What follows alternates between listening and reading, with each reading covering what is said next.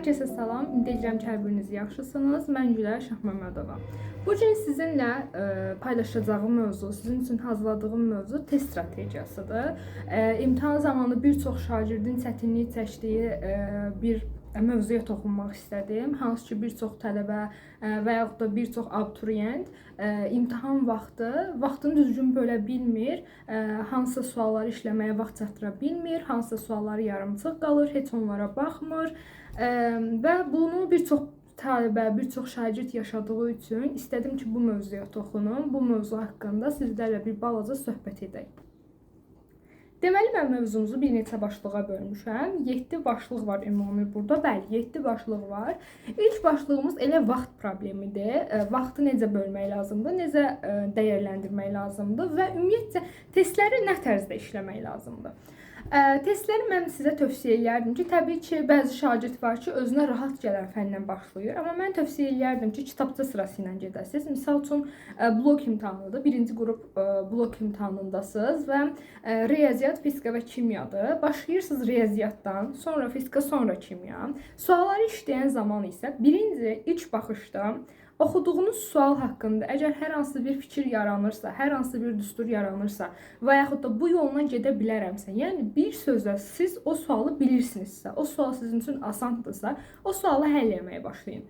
Yox, əgər sualı həll elədiyiniz zaman sual haqqında heç bir fikir formalaşmırsa beyninizdə və yaxud da sual tipini heç görməmisiniz və yaxud ola bilər ki, xatırlamırsınız, hər hansı bir düstur var, siz onu xatırlamırsınız. Bu tip sualları saxlayın. Yəni, bu sizə çətin gələn sualları saxlayın.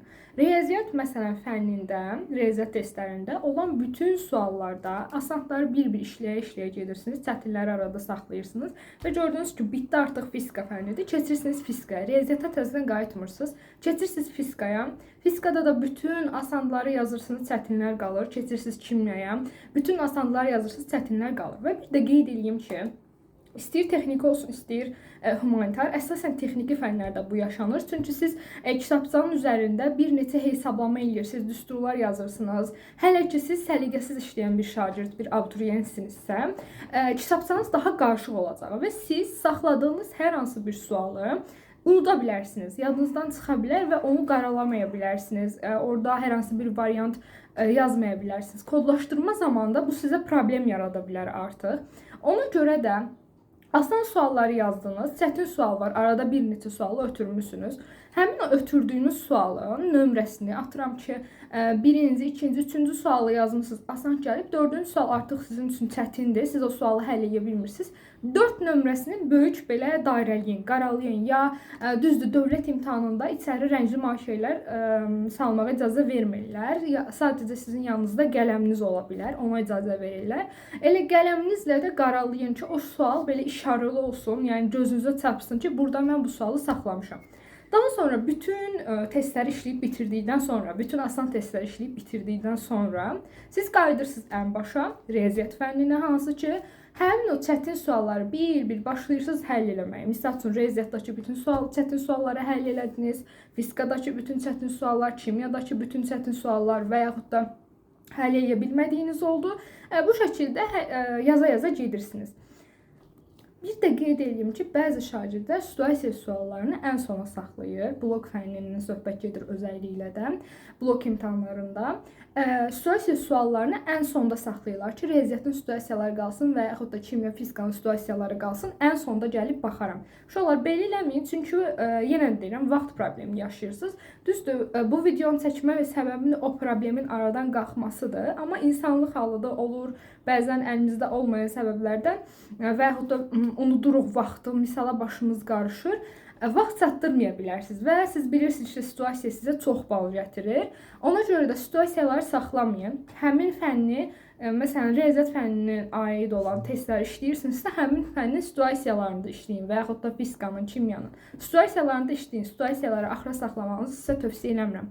Bir də uşaqlar, imtahanda 3 saat vaxtınız varsa, həmin 3 saatı siz düzgün bölüşdürün. 1 saat, 1 saat, 1 saat. Hər fəndən 1 saat bölün və yaxud da siz riyaziyyatı yaxşı oxuyursunuzsa və 1 saatdan daha tez bitirəcəksinizsə 40 dəqiqəyə, bəlkə də yarım saatda siz bütün testlərin hamısını artıq tam şəkildə həll edəcəksinizsə, o zaman siz bilirsiniz özünüzün nə dərəcədə yaxşı bildiyinizi və yaxud da həmin fənnin nə qədər vaxtda bitirəcəyinizi bilirsiniz.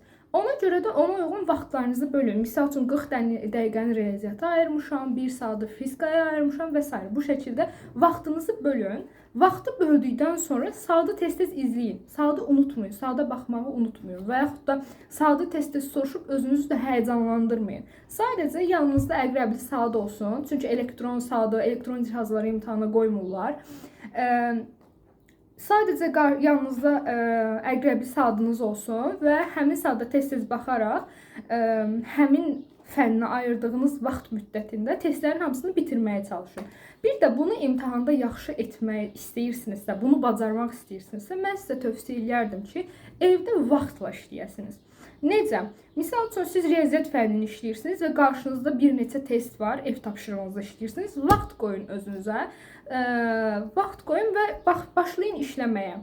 Baxın görün ki, siz həmin sualları neçə dəqiqə müddətində işləyə bilirsiniz və yaxud da indiyə qədər qəbulda çıxmış suallar, qəbul sınaqlarına açın qoyun qarşınıza evdə və başlayın işləməyə. Ən sonunda baxın görün ki, həmin sualları siz neçə dəqiqə içərisində işləmisiniz. Belə bir neçə test işlədikdən sonra siz artıq təxminən biləcəksiniz ki, riyaziyyat sualları neçə dəqiqə işləyirsiniz, kimya və fizika. Düzdür, mən daha çox burada birinci qrup fənləri misal çəkirəm. Bu 3-lərə də, 4-lərə də, 2-lərə də, bütün abituriyentlərə aiddir bu misallarım. Yəni evdə vaxtla işləyərsinizsə, vaxtla sınaq işləyərsinizsə və yaxud da özünüzə vaxt qoyarsınızsa ki, mən 40 dəqiqə içərisində gördünüz ki, misal üçün riyaziyyat fənnindən başladınız sınaq işləməyə, vaxtı da burada qurmusunuz, başladınız sınaq işləməyə, gördünüz ki, riyaziyyata 1 saat vaxt gedib, sonra fizikanı başlayırsınız işləməyə, gördünüz fizikaya 1 saat yarım vaxt gedib, sonra kimya işləyirsiniz, kimyada gördünüz 1 saat, artıq elə də 3 saat 20 dəqiqə, 3 saat 30 dəqiqə daha doğrusu, 3 saat yarım deyək. Və bu imtahan vaxtını çatdırmayacaqsınız. Belə olsa siz imtahanda bu şəkildə davam edəsiniz, çatdırmayacaqsınız.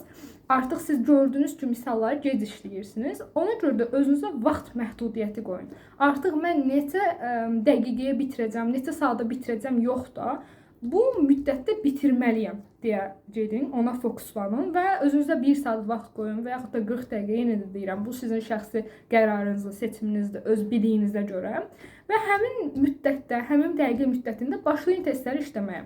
Bir dəfə çatdıra bilməyəcəksiniz. 40 dəqiqə vaxt qoymusunuz, siz bitirəcəksiniz 1 saata. 2 dəfə, 3 dəfə, amma ən sonunda görəcəksiniz ki, 40 dəqiqə vaxt qoymusunuz, 40 dəqiqədə tam bitdi. Sonra biraz da 40 dəqiqə vaxt qoymusunuz, yarım saata bitdi. Siz görün nə qədər vaxt qazanacaqsınız. Əmin olun ki, bu taktika, bu metod çox işə yarayır. Evdə özünüz bu şəkildə hazırlaşsanız, imtahanda da yenə bu qayda ilə özünüzə vaxt qoyursunuz və bu vaxt müddətində siz başlayırsınız testləri işləməyə. Və belə olarsa, vaxt problemi aradan qalxmış olacaq. Bir də sizə tövsiyə edirəm ki, hansısa kursların keçirdiyi imtahanlarda tez-tez iştirak edin. Düzdür, ev şəraitində də vaxtdan işləyə bilirsiniz. Tamamilə səssiz bir yerdə, vaxtla, qarşınızda heç bir əlavə konspekt, kitab, dəftər, sadəcə işlədiyiniz test və qələminiz olmaq şərti ilə belə işləyə bilərsiniz. Amma yenə də istər-istəməz ev şəraitidir. Siz biraz komfort alanınızda deyək, olursunuz deyə, komfortlu olursunuz deyə tam o hissi yaşaya bilmirsiniz. Ona görə tövsiyə edərdim ki, tez-tez, hər ay, hətta hər həftə mümkündürsə, müəyyən kursların sınaqlarında iştirak edin ki, siz o ab-havaya alışın. Daha sonra ikinci başlığımıza gəlirik. İkinci başlığımız sualları diqqətlə oxumaqdır. Bəli, bir çox tələbənin yaralı yeridir. Suallarda texniki səhvlər, rəqəm səhvi və yaxud da şərtdə olmayandır. Mən olanı götürmüşəm və yaxud da cavabı başqa bir şey istəyirdi. Atıram ki, mən tapmışam X-i, cavabda səndən 2X-i soruşulmuş. Mən bunu 2-yə vurmalıydım. Unutmuşam. Bu tərz diqqətsizlik səhvləri, texniki səhvlər də deyirik buna. Texniki səhvlər olur və burada sizə tövsiyəm nə olar? Sualların sonunu diqqətlə oxuyun. Düzdür, bir çox testdə o həmin sonda önəmli olan hissəni tünd hərflərlə verir. Yəni digərindən seçilir. Misal üçün olmur, olur, olmaz və yaxud da başqa ən çox, ən az bu tipdə deyil, istisna bu tip sözləri tünd hərflərlə verir. Amma olsun ki verməz və yaxud da versə belə siz qarışdırırsınızsa, qələminizlə altından xətt çəkin və yaxud dairələyin ki bu önəmlidir, məndən bunu istəyir, bir qıraqda qeyd eləyin. Bu şəkildə diqqətli olun ki, sualın şərtində sizdən nə istəyir? Siz nəyi hesablamalısınız, nəyi tapmalısınız? Bir daha deyirəm, bu tip suallarda, bu tip problemlərdən siz rəngli markerlərdən də istifadə edə bilərsiniz. Amma qeyd edeyim ki, yenə də deyirəm, özünüzü buna çox alışdırmayın. Çünki dövlət imtahanında, yenə də deyirəm, qələmdən başqa heç bir vasitəni içəri salmağa icazə vermirlər. Kodlaşdırma vərəqinə cavabınızı yazmağa tələsməyin. Hər dəfə o sizdən nəyi, dəqiq nəyi soruşursa, onu diqqətlə oxuyun və onu kodlaşdırma vərəqinə yazmağa çalışın. Çünki yazarsınız, yeriniz bitər, yenidən yazmağa yer olmaz. Çünki sonradan səhvinizi anlasanız, yəni gec olmuş ola bilər. Ona görə də çalışın ki, diqqətlə oxuyun, kitabçanızda da diqqətlə qeyd edin və kodlaşdırma vərəqinə də diqqətlə köçürdün.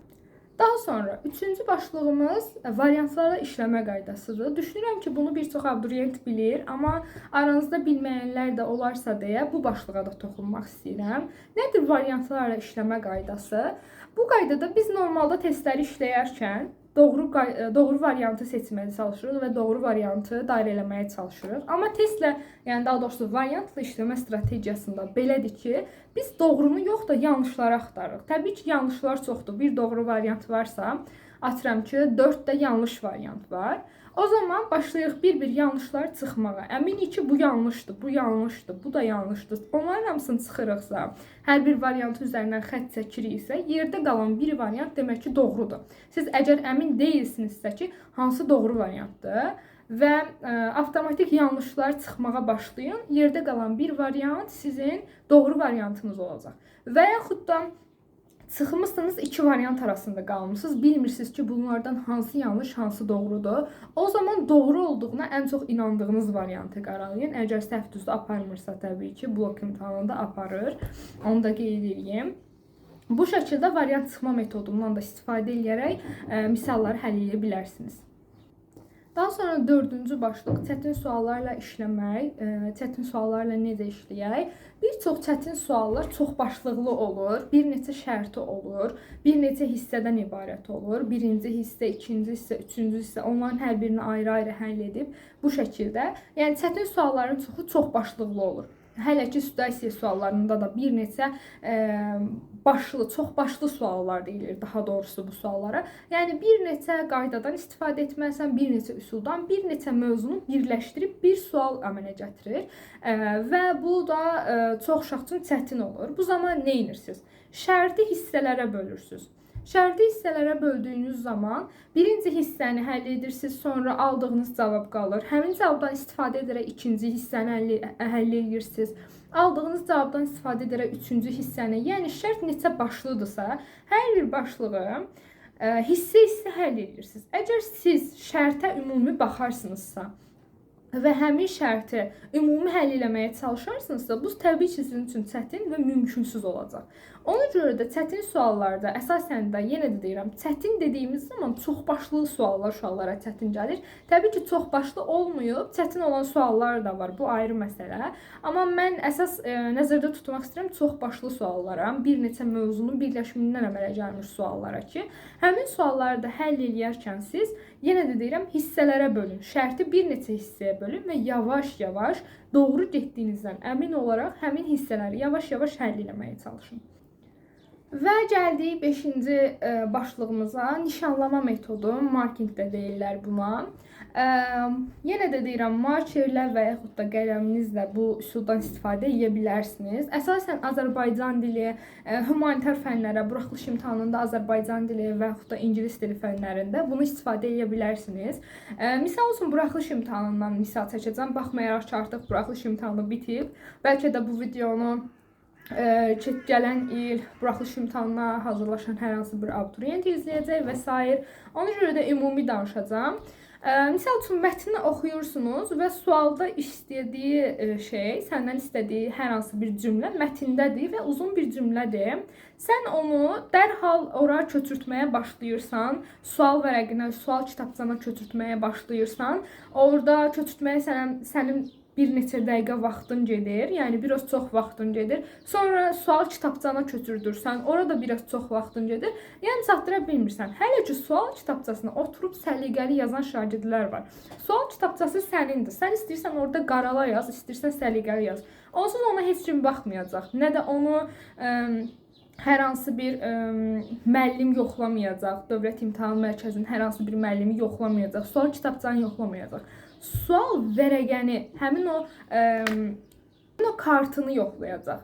Həmin sual kartını yoxlayacaq və ora əsas odur ki, ora sən səliqəli yazasan, ora doğru yazasan. Əlindəki kitabçanda yazmaya da bilərsən. Necə yazmaya bilərsən?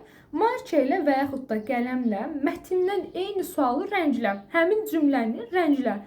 Üstündən xətt çək və yaxud da altından xətt çək.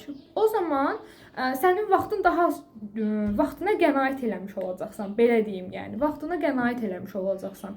Sualın altından xətt çək, üstündən xətt çək. Misal üçün bir cümlədir, sualın cavabı həmin cümlədir. Cümləni gətirib də sualın altından köçürmək yerinə sadəcə altından xətt çək ki, bunu sual kartıma, cavab kağızıma bunu köçürdəcəm. Sonra da cavab kartına köçürtdüyün zaman baxırsan oradan və köçürdürsən. Bu sayədə vaxtınıza nə qədər qənaət eləmiş olacaqsınız. Özünüz də bir neçə dəfə yoxlasanız görəcəksiniz. Və yaxud da ədəbiyyat fənnindən, tarix fənnindən, düzdür, tarixdə belə mətnlər falan olmur. Amma yenə də ədəbiyyatda falan hər hansı bir mətn verilib, Azərbaycan dilinin blok imtahanında Azərbaycan dilində falan hər hansı bir nəsə yazı verib, siz oradan bura köçürtmək əvəzinə, yəni sual kitabçanıza köçürtmək əvəzinə onun altından xətt çəkin, onu rəngləyin və yaxud da dairələyin, daha sonra cavab kartınıza onu köçürdün, elə köçürdün. Yəni biri var, bir sualı 2 dəfə köçürdəsən, bir öz kitabçana, bir də cavab kağızına, bir də var ki, bir dəfə köçürdəsən cavab kağızına. Təbii ki, burada aydın məsələdir ki, vaxtınıza nə qədər qənaət edirsiniz. Gəldik 6-cı başlığımıza. 6-cı başlıq cavabları son dəfə gözdən keçirtmək başlığıdır. Bu başlıqda əsasən nəyə toxunmaq istəyirəm? Zaten adından məlumdur. Uşaqlar, suallarınızı cavab kağızınıza köçürtdüyünüz zaman yenə də son dəfə nəzərdən keçirdin. Demirəm o sualları oturun bir də həll edin. Bu zaman qətiyyən çatdıra bilməzsiniz.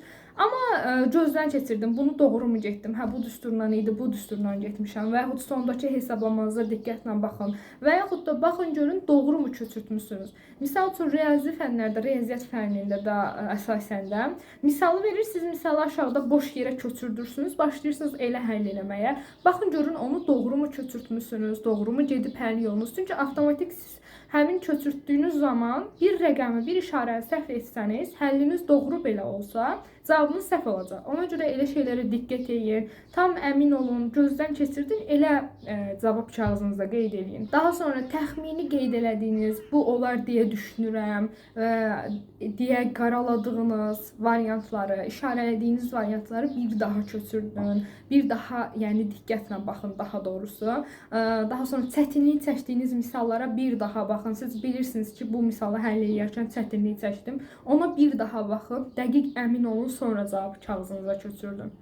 Və gəldik artıq sonuncu başlığımıza, 7-ci başlıq. Sonuncu başlıqda isə sınaq imtahanları məşqi və imtahanların analizi. Necə analizi? Mən sizə bundan əvvəlki başlıqda sınav imtahanı ilə tez-tez işləməniz gərəkdiyini mən sizə demişdim. Hansı ki, birinci başlıqda tez-tez kursların təşkil etdiyi sınavlara gedin, həmin sınavlarda iştirak edin deyə sizə məsləhət vermişdim. Amma düzdür, sınavlarda işləmək bizim çox xeyrimizədir. Daha doğrusu sınavlarda iştirak etmək, sınavlar işləmək bizim çox xeyrimizədir. Həm vaxt cəhətdən, həm də əgər həmin sınavlarda etdiyimiz səhvləri nəticə çıxardarıqsa, hansı səhvi niyə görə etmişik? Və yaxud da misal üçün bir səhv etmişəm, bu səhvi niyə görə etmişəm? Düsturumu unutmuşam, şərtimi anlamadım, şərtimi yanlış oxumuşam. Bu şəkildə baxarsınız və imtahanı analiz edərsinizsə ki, bu imtahanda mən baxdım ki, riyaziyyat fənnindən təkrarım yaxşı deyil. Əgər bu analizi çıxardarsınızsa özünüzə və siz gedib artıq riyaziyyat fənnini təkrar eləməyə başlayarsınızsa, bu zaman getdiyiniz sınaq imtahanlarında siz uğur əldə etmiş olacaqsınız. Qazanacaqsınız. Oradan nəsə qazanacaqsınız. Nəticəniz aşağı olsa belə, siz əgər sınaq imtahanını analiz edərsinizsə və cavablarınızdan, analizlərinizdən nəticə çıxardıb zəif olduğunuz şeylərin üzərində çalışmağa başlayarsınızsa, inanın mənə, zəif nəticə göstərsəniz belə siz orada qazanacaqsınız, uğur qazanacaqsınız.